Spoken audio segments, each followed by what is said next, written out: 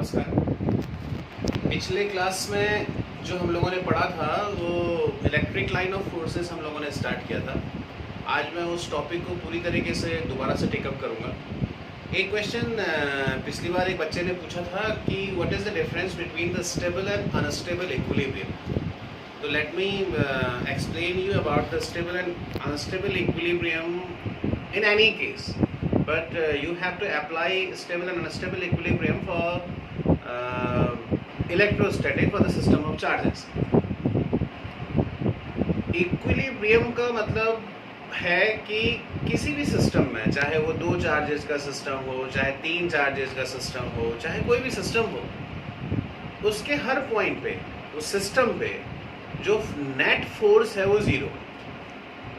अगर net force zero आता है तो ऐसी कंडीशन में ऐसे इक्विलिब्रियम को हम लोग बोलते हैं ट्रांसलेटरी इक्विलिब्रियम। यानी वो सिस्टम ट्रांसलेटरी मोशन नहीं करेगा, वो सिस्टम एक जगह से दूसरी जगह डिस्प्लेस नहीं। और अगर उस पूरे सिस्टम में हम टॉर्क कैलकुलेट करते हैं, जो कि आप जानते हैं, टॉर्क आप जानते हैं फर्स्ट ईयर में कैसे निकालते हैं। अभी आप इलेक्ट्रोस्टैटिक में सीखे नहीं हैं तो आपको सिखाएंगे। अगर हम टॉर्क कैलकुलेट करते हैं और टॉर्क का वैल्यू भी ज़ीरो आता है तो ऐसी कंडीशन में हम उसे रोटेटरी इक्विलिब्रियम कहते हैं। यानी किसी सिस्टम में नेट टॉर्क और नेट फोर्स ज़ीरो हो तो हम उस सिस्टम को इक्विलिब्रियम में कहते हैं। अगर वो सिस्टम इक्विलिब्रियम में है तो ऐसी कंडीशन में 2 तरह के इक्विलिब्रियम पॉसिबल हैं, एक स्टेबल इक्विलिब्रियम और एक unstable equilibrium. If in the terms of the potential energy I explain, so if you can calculate the value of the potential energy of the system, of the electrostatic system, जो कि अभी आप calculate नहीं कर पाएंगे, और अगर आपने पोटेंशियल एनर्जी को कैलकुलेट किया और कैलकुलेट करने के बाद उसका वैल्यू मिनिमम आता है, देयर आर इक्विलिब्रियम, मतलब net force is zero and net torque is zero. Now the second step, you are calculating potential energy and you are getting it is minimum value, and in another position the equilibrium is there but the potential energy increases. That means the position at which the potential energy is minimum, the system is in stable equilibrium. ये मैंने आपको बताया था। यानी stable equilibrium क्या है?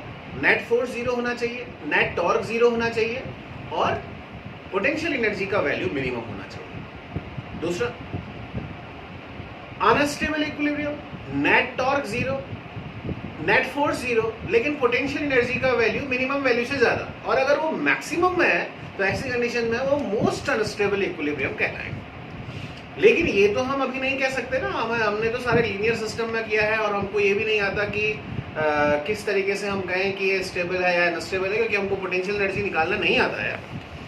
ऐसी स्थिति में हम कैसे चेक करें कि ये स्टेबल इक्विलिब्रियम है या अनस्टेबल इक्विलिब्रियम? अगर जैसे जो क्वेश्चन आपने किया था कि where we place the value, where the charge should be place such that the system is in equilibrium. अब द इक्विलिब्रियम इज स्टेबल और अनस्टेबल, आंसर तो आपको पता है अनस्टेबल। आप उस चार्ज को किसी भी डायरेक्शन में डिस्प्लेस करके देखिए।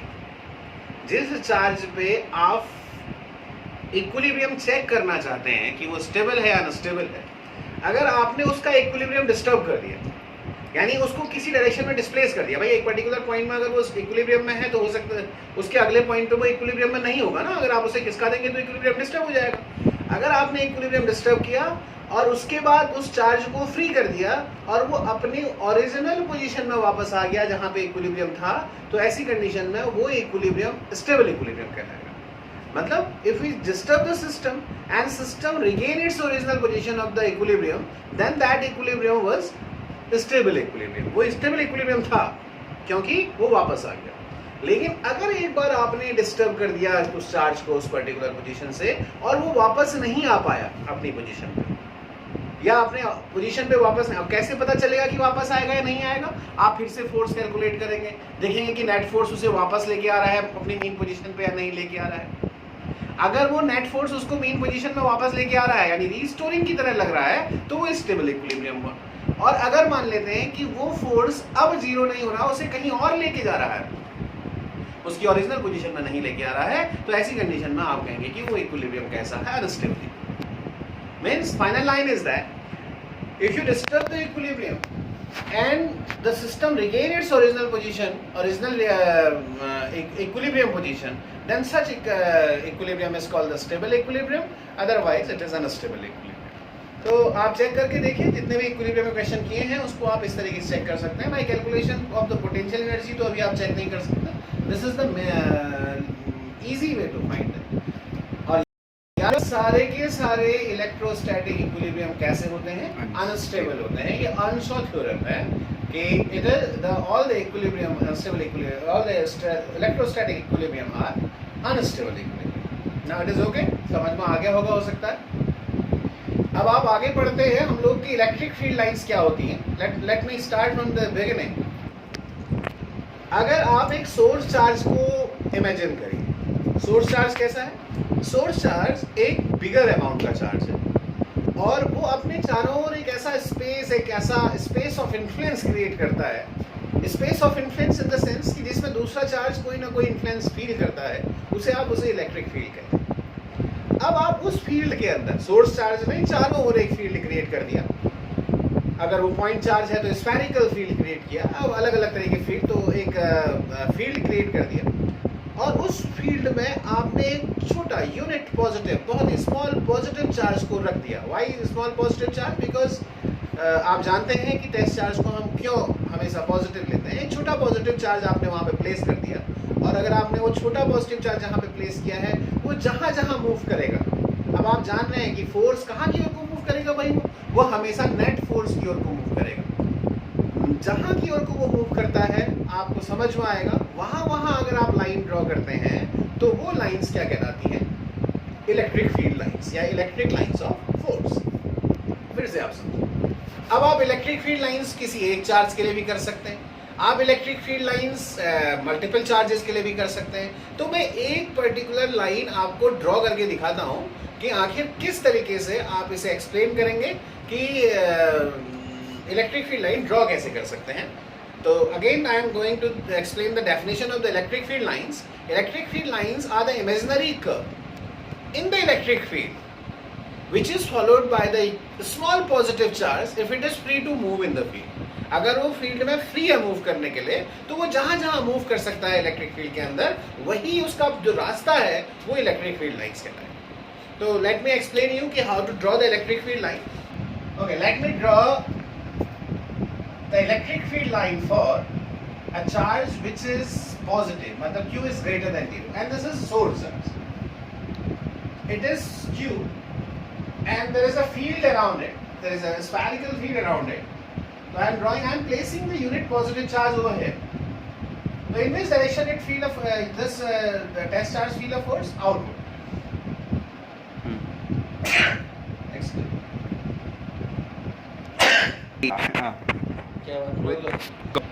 In which direction this small charge feel a force? In outward direction. In outward direction, that means this is the path of the test charge. So this it is electric field line. Now it is electric field line. ये सारे electric field line को represent करेंगे and it is called the spherical symmetry. आप इन lines को draw कर लेंगे अपने आप से. So this is the electric field line for positive charge. Positive charge. Okay. This is okay. Now if this charge is negative, if the charge is negative, but the condition is Q is less than 0, then what will happen? The test charge is always positive. We consider the test charge positive by small. So what will happen? Only the direction of the force will change. The positive charge will be attracted by the negative charge. तो जो positive charge को हम इस field में छोड़ेंगे वो पास की ओर को आएगा. The direction of the electric field will inward.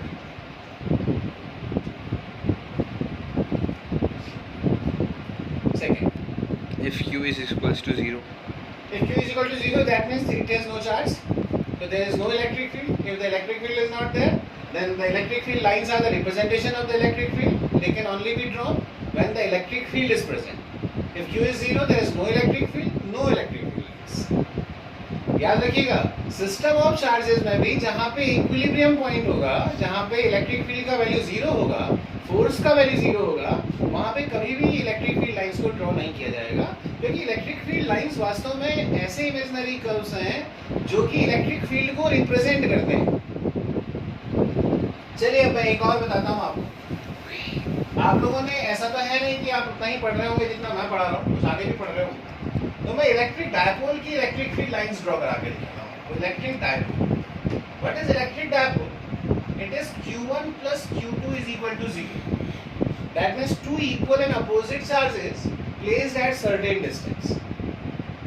So what is Q1 plus Q2 is equal to 0? That means Q1 and Q2 are equal and opposite. The first charge is taken at plus Q and the second charge is taken minus Q. Okay, now place anywhere, कहीं पे भी आप इसमें रखिए किसी भी positive test charge को, अगर आप इसे यहाँ पे रखते हैं तो कहाँ को मूव करेगा भाई? प्लस से माइनस की ओर को, क्योंकि नेट फोर्स इधर की ओर को। अगर आप यहाँ पे वो लगाते हैं, देखिए जरा, तो ये इसे कहाँ की ओर को भेजेगा? बाहर की ओर को। जब ये आगे जाएगा तो इसे अट्रैक्ट कर लिया जाएगा किस चार्ज की तरफ? Minus charge. ऊपर भी ऐसे बनाएंगे आप, नीचे भी ऐसे बनाएंगे, क्योंकि रिप्रेजेंटेशन है, इमेजिनरी कर्व है, इसको कोई नाप वाप के नहीं बना रहे हो आप। जितनी लाइंस आप यहाँ ड्रॉ करेंगे Q से निकालेंगे, उतनी ही लाइंस आप माइनस Q पे खत्म करेंगे।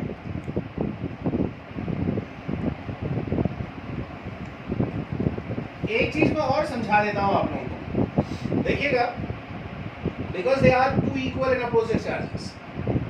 If the charges are equal and opposite, how many lines I am drawing over there? 1, 2, 3, 4, 5, 6, 7. आप 7 ना बना के 8 बनाइए, 10 बनाइए, बट जितनी भी लाइंस आप प्लस Q से निकालेंगे, all the line must be represent, उतनी ही लाइन टर्मिनेट करेंगे माइनस Q।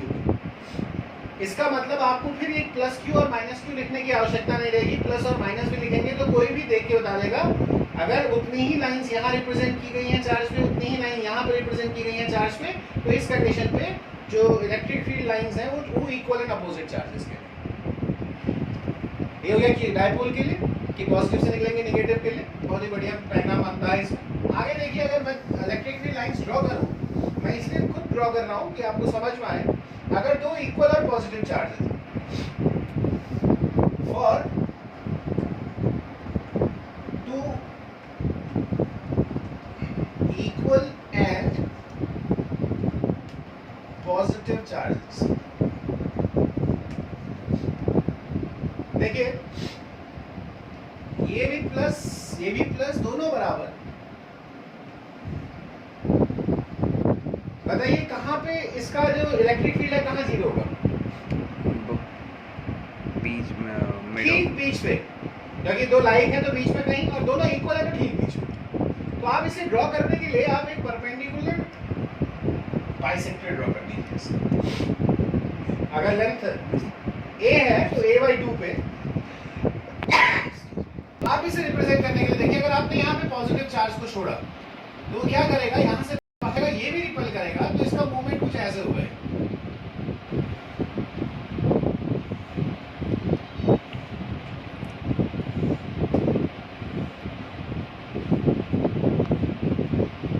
अब देखिए, क्योंकि दोनों इक्वल चार्जेस हैं और बराबर हैं, अब आप देखिए अगर दोनों इक्वल और बराबर है तो जितनी लाइंस, अभी ये कॉन्सेप्ट है, जितनी लाइंस आपने यहाँ रिप्रेजेंट करी होंगी उतनी ही लाइन आप यहाँ पे रिप्रेजेंट करेंगे। यहाँ आपने 9 लाइंस रिप्रेजेंट करी है, तो सिमिलर, बिल्कुल ऐसे समझ लीजिए कि डॉटेड लाइन एक मिरर है, बिल्कुल उतना ही वैसा ही आपका इधर भी एक रिप्रेजेंटेशन होगा।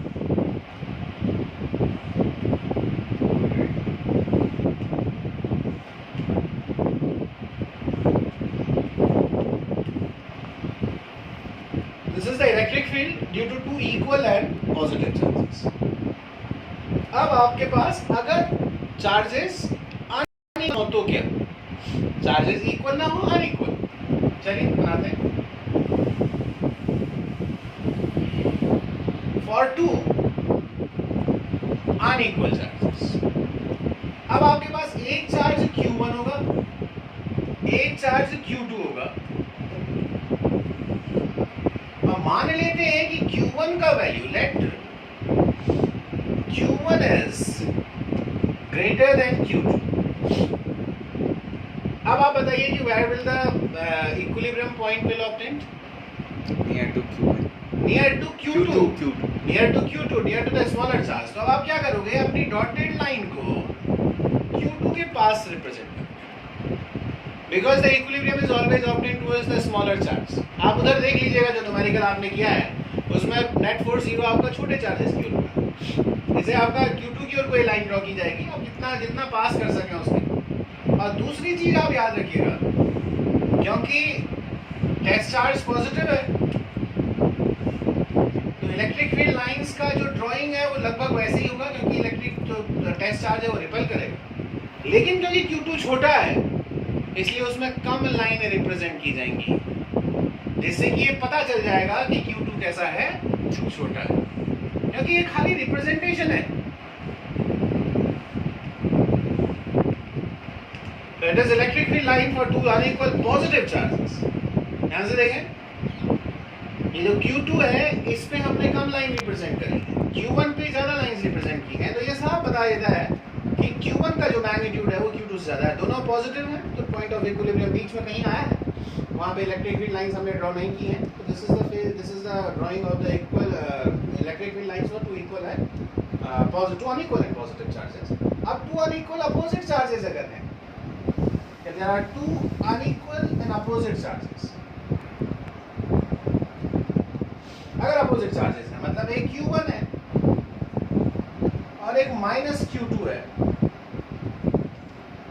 और मैग्नीट्यूड वाइज Q1 का वैल्यू माइनस Q2 से बड़ा है, मैग्नीट्यूड वाइज, वैल्यू वाइज, तो इसमें इक्विलिब्रियम पॉइंट तो आउटसाइड आएगा, तो वहां तो दिखाना है नहीं, हमको कुछ नहीं करना है, बस आपको क्या करना है, पॉजिटिव चार्ज को छोड़ देना है। तो छोड़ोगे तो ऐसे जाएगा सीधे,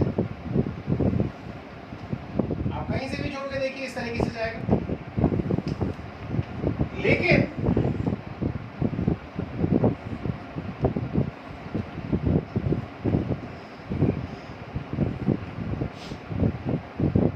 जितनी लाइंस आप यहां रिप्रेजेंट करेंगे,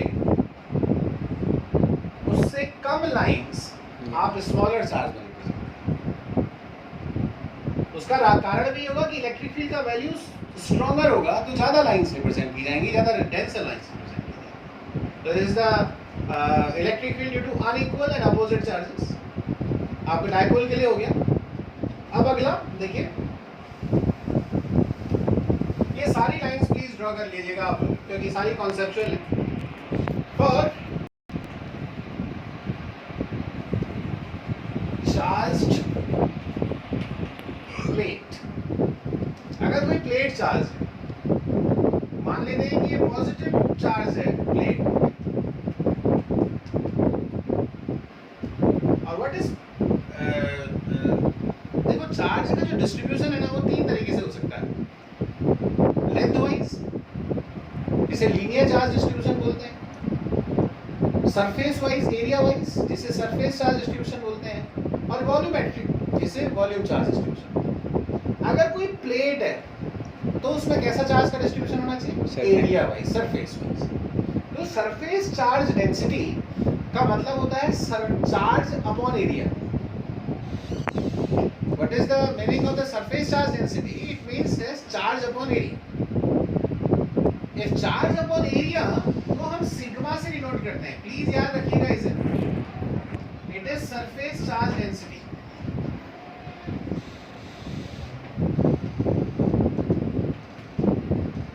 It is the case of the plate. The charge is being distributed along the area of the plate.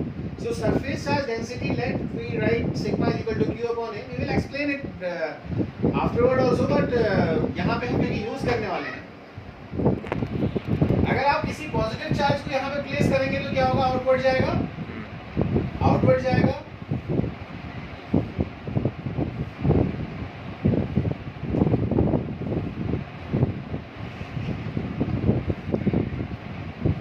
आप देखिए कि कैसा आया। It is the electric field lines are equispaced and parallel, that means it is uniform electric field. And what is the value of the uniform electric field? We will prove it in Gauss's theorem.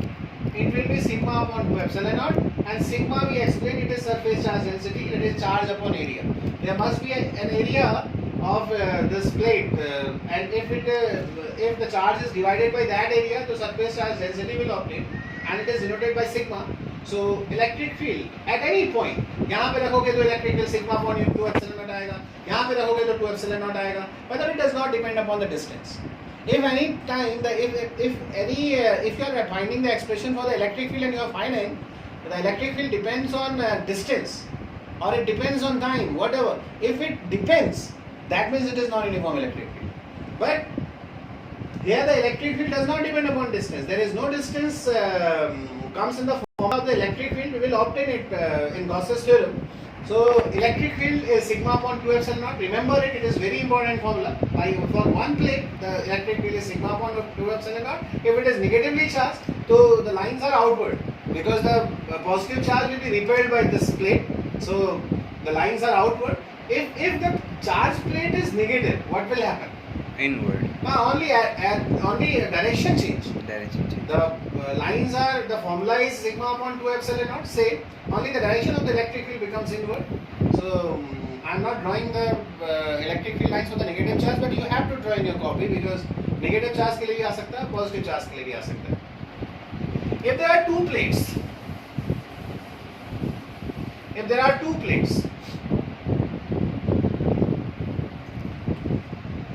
electric field lines for two parallel plates. अब two parallel plates में भी positive, Maybe negative. दोनों positive, दोनों negative या एक positive एक negative हो सकती है. Let this is first positive plate. This is negative second positive plate. It is case 1. Now we are going to put the test charge in between. Let there is test charge. How many forces are acting on it? 2. Very good. If two, like this plate is A, this plate is B. Here it is surface charge density is same in both. Like it is sigma. मान लेते हैं दोनों की surface charge density same है, तो complication में जाना है, अलग अलग हो सकती है, उसे हम तब करेंगे जब हम इसका न्यूमेरिकल जहाँ पे आना है, अभी तो खाली ड्राइंग करनी है. दोनों की सरफेस चार्ज डेंसिटी सिग्मा मान लेते हैं.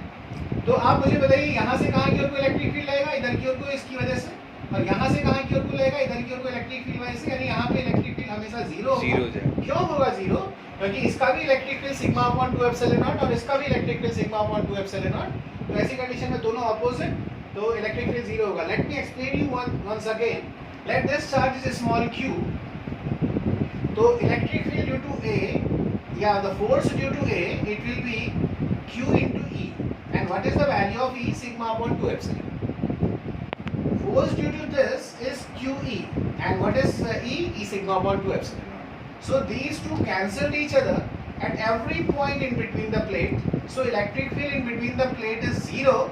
Therefore, there is no the electric field lines will not be represented between the plates. But what happened here? If the charge is placed over here, how many forces are acting on it? This is for this EA, and again this positive charge है, इससे भी ripple करेगा, इससे भी ripple करेगा. तो ऐसी condition में दोनों फोर्सेस इधर की ओर को लगेंगे, इलेक्ट्रिक फील्ड दोनों इधर की ओर को लगेंगे, तो ये कैंसिल नहीं करेंगे. और कितने होंगे भाई? एक का होगा सिग्मा अपॉन 2 एप्सिलॉन नॉट, दूसरे का भी होगा सिग्मा अपॉन 2 एप्सिलॉन नॉट, मिला के हो जाएगा सिग्मा अपॉन 2 एप्सिलॉन नॉट. तो आंसर आ जाएगा सिग्मा अपॉन एप्सिलॉन नॉट. तो यहाँ की ओर को हम इलेक्ट्रिक फील्ड रिप्रेजेंट कर देते हैं लाइंस को पैरेलल, क्योंकि ये भी आर पे डिपेंड नहीं कर रहा है, यूनिफॉर्म है. लेकिन यहाँ पे जो इलेक्ट्रिक फील्ड का वैल्यू है वो सिग्मा अपॉन एप्सिलॉन नॉट है, ना कि 2 एप्सिलॉन नॉट, क्योंकि दो प्लेट्स के कारण है. अब अगर आप इधर रिप्रेजेंट करेंगे तो नेचुरल सी बात है ये भी ऐसे ही रिप्रेजेंट हो जाएंगी.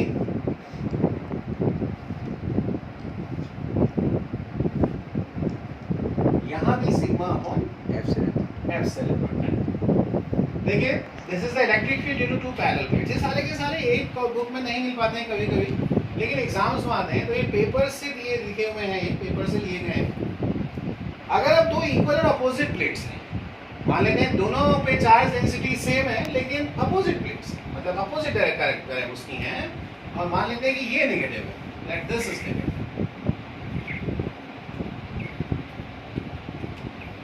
अब आप देखिए क्या होना चाहिए. फिर बीच में हो जाएगा चौड़ा हाँ, अगल बगल। अगर आप यहाँ पे पॉइंट रखेंगे, जरा देखिए पॉइंट चार्ज को, तो ये तो इस डायरेक्शन में इलेक्ट्रिक फील्ड लगेगी और वो खुद खींचेगी इसको, तो ये दोनों डायरेक्शन के इलेक्ट्रिक फील्ड एक जैसे हो जाएंगे। अब दोनों डायरेक्शन के जब इलेक्ट्रिक फील्ड एक जैसे हो जाएंगे बच्चों, तो ये लाइंस ऐसे रिप्रेजेंट की जाएंगी।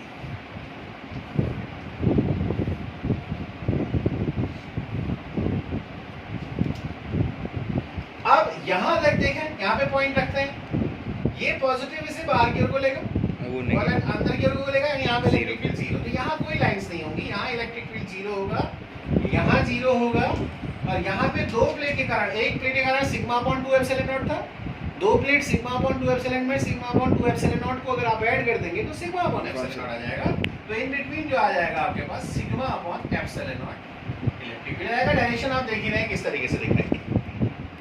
तो this is the electric field and it is capacitor also, मतलब अगर आप कहोगे कि दो अपोजिट हैं तो ये कैपेसिटर का केस है। कैपेसिटर में भी दो प्लेट होती है, कैपेसिटर भी इसी जगह एक चैप्टर है, कैपेसिटर में दो प्लेट्स होती हैं और दोनों प्लेट का जो चार्ज है वो अपोजिट और इक्वल होता है, तो this is the case of capacitor.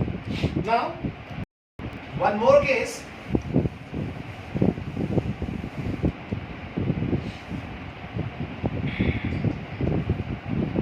when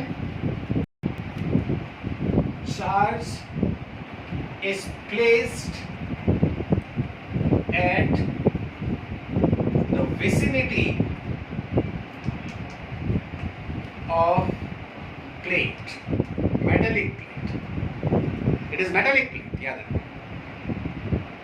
अब एक चीज याद रखिएगा आप, यहाँ पे मैं एक प्रॉपर्टी को यूज करूंगा और उस प्रॉपर्टी को आपको समझना होगा। Let this is the metallic plate and it is positive,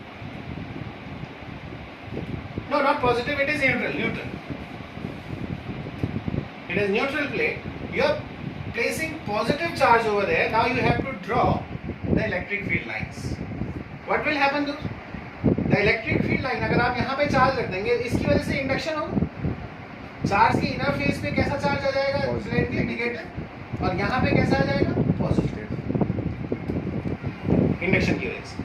अब इलेक्ट्रिक अगर आपने यहाँ पे छोड़ दिया ना चार्ज को, तो ये सीधे आएगा नीचे, test charge is always positive. अब इसके बाद का देखिए ध्यान, ये प्रॉपर्टी आप सुन लीजिए, electric field lines are always normal to the surface of metal conductor.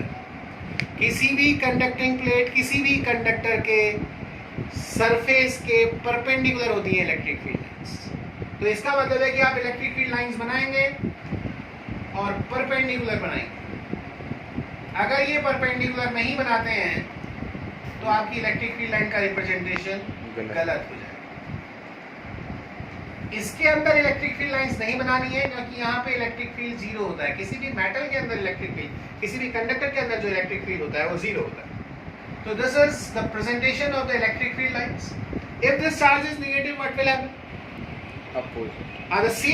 The same drawing is there, but arrows becomes opposite. The induction will be positive over upper face and the negative in lower face, and the arrow becomes opposite. Arrow opposite हो जाएंगे, तो आप उसे भी draw कर लेंगे. If the negative charge is placed in the vicinity of the metallic plate, then the arrow will be opposite. If the positive charge is placed in the vicinity of the plate, then it is just like that. Up now the properties of the electric field line. We are going to explain the properties of the electric field line. Okay, this is okay? Yes.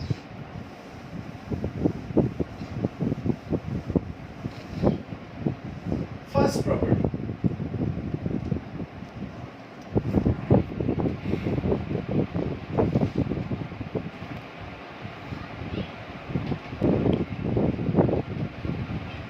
First property. आप जरा देखिएगा, जैसे अभी आपने lines draw करी और आपने समझी कि किस तरीके से ड्रॉ करते हैं। आप एक चार्ज को देखिए पॉजिटिव और नेगेटिव, जब हमने लाइंस ड्रॉ करी तो यहाँ से स्टार्ट करी, यहाँ पे खत्म कर दी, यहाँ से स्टार्ट करी, यहाँ पे खत्म कर दी, यहाँ से स्टार्ट करी, यहाँ पे खत्म कर दी। इसका मतलब है कि इलेक्ट्रिक फील्ड लाइंस जो है वो टर्मिनेटिंग है। Electric field lines are terminating in nature. They originate from the positive charge and terminate to negative. You just write what I am saying, because my words are the notes. My words are notes for you. Electric field lines are terminating in nature. because they start from the positive charge and terminate to negative. Negative में terminate करना. This is one of the property. Second property, electric field lines, the tangent drawn on the electric field lines. Again I am drawing one of the electric field lines.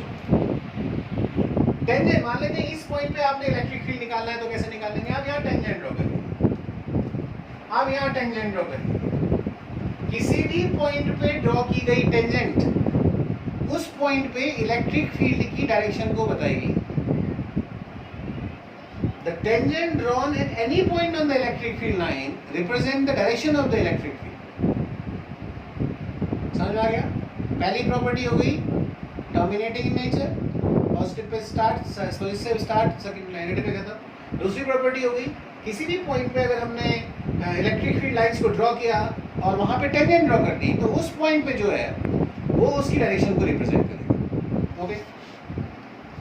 Third property, electric field lines never intersect each other. Electric field lines एक दूसरे को intersect नहीं कर सकती. मान लेते हैं intersect करती. This is the explanation. The property is they cannot intersect. If they intersect, what will happen? We can draw two tangents over there. Two directions. At a point of intersection, we can draw two tangents. And what is the meaning of that? Two different There are two electric fields because of the direction. One is acting in this direction, another is acting in this direction. That is not possible. In one point, there will be only one electric field. तो एक ही electric field हो सकता है, इसलिए एक दूसरे को intersect नहीं कर सकते. तीन प्रॉपर्टी समझ में आती. पहली टर्मिनेटिंग इन नेचर, पॉजिटिव में से स्टार्ट करना, नेगेटिव में खत्म. दूसरी टेंजेंट जो है इलेक्ट्रिक फील्ड की डायरेक्शन को रिप्रेजेंट करेगा. तीसरी इंटरसेक्ट नहीं कर सकते. चौथी प्रॉपर्टी,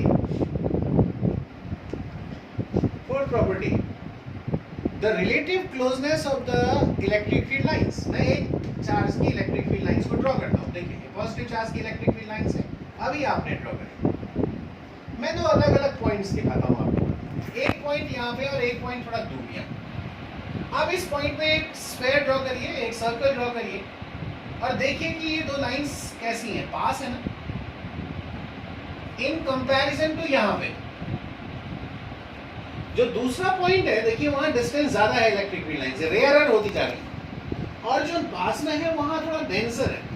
तो the relative density of the electric field lines represent the strength of the electric field. That means if you represent electric field is stronger, then you have to draw closer electric field lines, denser electric field lines. जैसे अगर मैं कहूँ एक question आता है कभी कभी, हालांकि वो बहुत ऐसा तो नहीं है, इस तरह का एक क्वेश्चन है.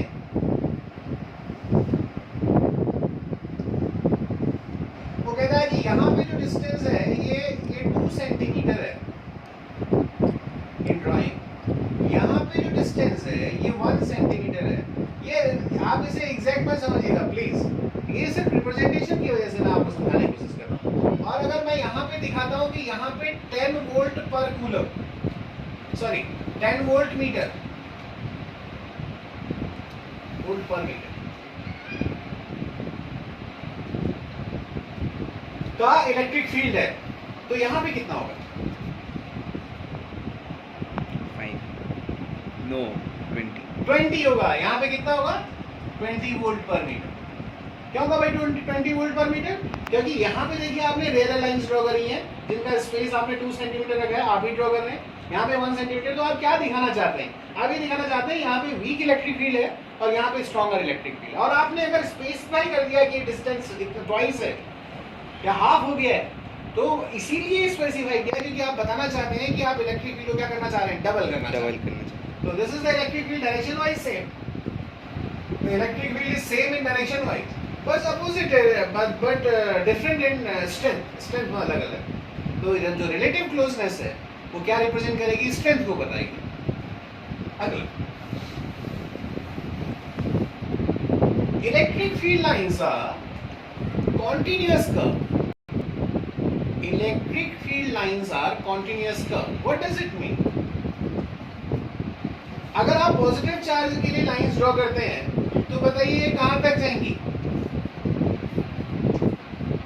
ये लाइन कहां तक खींच पाएंगे कंटिन्यूअसली? इंफिनिटी तक। That means the extends up to infinity. Infinity. अब एक्सटेंड्स अप टू इंफिनिटी का मतलब है कि कहाँ तक जा रही है? इनफाइनाइट तक जा रही है।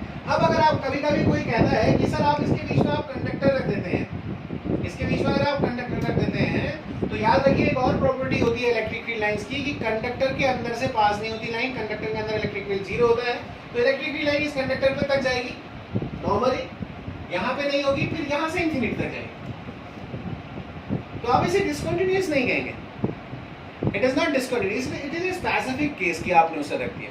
इसका मतलब है कि electric field lines are continuous, it extends up to infinity, it extends up to infinity, terminating है टेंजेंट इलेक्ट्रिक फील्ड की डायरेक्शन को रिप्रेजेंट कर रही है, कभी एक दूसरे को इंटरसेक्ट नहीं कर सकते। रिलेटिव क्लोजनेस क्या बताती है? स्ट्रेंथ को बताती है। और कभी भी जो इसका स्ट्रेंथ है, इसकी जो कहाँ तक एक्सटेंड करेंगी, अप टू इंफिनिटी एक्सटेंड करेंगी, इसको कंटिन्यूअस। आगे इलेक्ट्रिक फील्ड लाइंस जो हैं वो किसी भी कंडक्टर में अगर आप ड्रॉ करना चाहते हैं, this is arbitrary shape metal,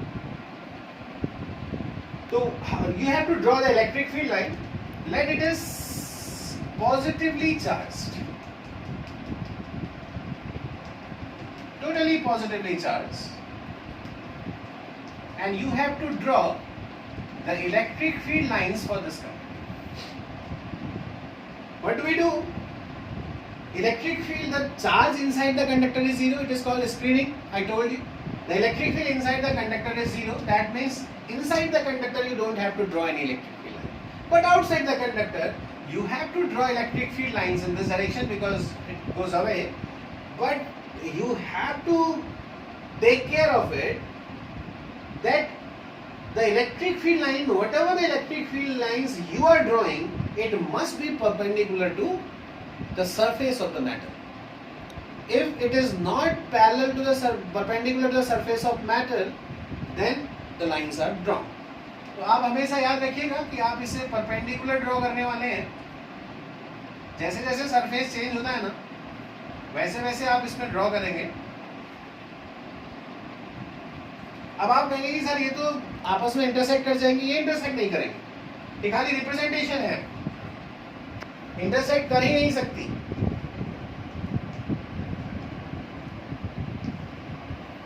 But it must be perpendicular to the surface. अब आप ये समझना कि आगे आगे बढ़ाएंगे तो इंटरसेक्ट कर जाएंगे, ये खाली रिप्रेजेंटेशन है जो दिखा रहा है कि ये परपेंडिकुलर। तो मैं एक काम करता हूँ, आपको एक क्वेश्चन बताता हूँ इसका। There is only one question in NCERT.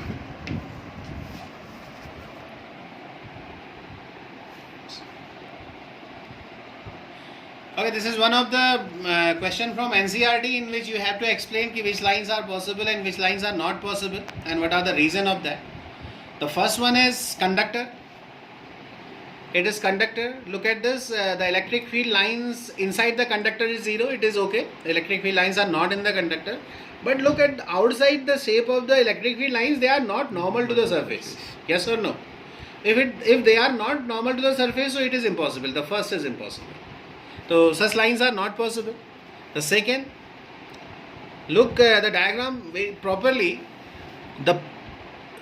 Look at the first charge, it is positive, and from positive the electric field lines are going, it is okay. The second one is negative, it is coming, it is okay. But from second to third charge, the electric field lines are emerging from the positive and emerging from the negative and terminating to the positive, which is not possible.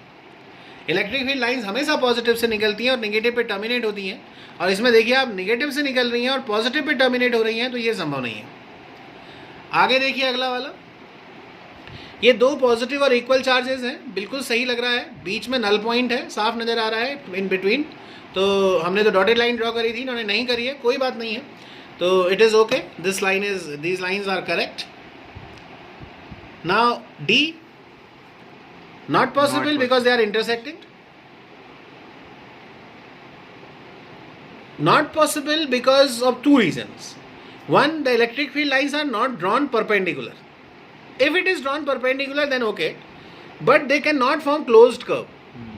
Because two हाँ, direction. they cannot form closed curve. They are terminating in nature. तो ये जो है terminating है, तो close curve draw नहीं कर सकती, तो ये भी पॉसिबल नहीं है. Out of 5 only 1 is right. तो इट इज ओके. आज का क्लास अब इससे ज़्यादा नहीं ले सकते क्योंकि it is 40 minutes. So next class में हम लोग टेकअप करेंगे. याद रखिएगा, नेक्स्ट क्लास में जल्दी ही डाल दूंगा. नेक्स्ट क्लास में हम लोग टेकअप करेंगे electric field due to linear charge density. Directly syllabus में न होते हुए भी इस बार बोर्ड के एग्जाम में पूछा गया है एक सर्कुलर रिंग के कारण इलेक्ट्रिक फील्ड निकालना, जो कि डायरेक्टली सिलेबस में नहीं था. हम कई सालों से पढ़ाते नहीं थे उसको, लेकिन अब हम आपको पढ़ाना पड़ेगा क्योंकि इस साल बोर्ड ने उस क्वेश्चन को डाला है. आज का क्लास एकदम थ्योरेटिकल है. आप इसे लिखें और लिखते ही आपको याद हो जाएगा. देयर इज कोई भी न्यूमेरिकल इससे नहीं स्टैंड करेगा, लेकिन ये इतना इंपॉर्टेंट क्लास है कि इससे कोई ना कोई क्वेश्चन एक नंबर पे आपका पूछा जा सकता है. और बहुत आसान है, आप पढ़ने के साथ साथ ही हो जाएगा. तो और कोई प्रॉब्लम्स हो तो आप फिर से पूछिए. Thank you and thank you for watching.